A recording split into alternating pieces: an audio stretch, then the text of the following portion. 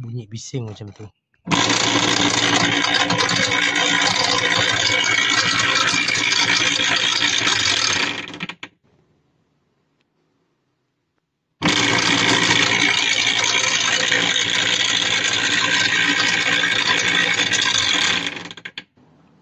Boleh nampak ada something.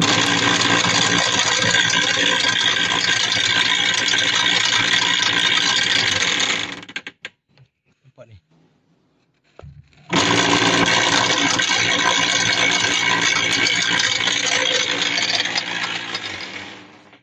Okey, tak apa, kita off. Kita baringkan mesin ni. Kita tengok apa punca yang menyebabkan dia jadi bising macam tu. Dia pusing tapi drum tak jalan. Motor pusing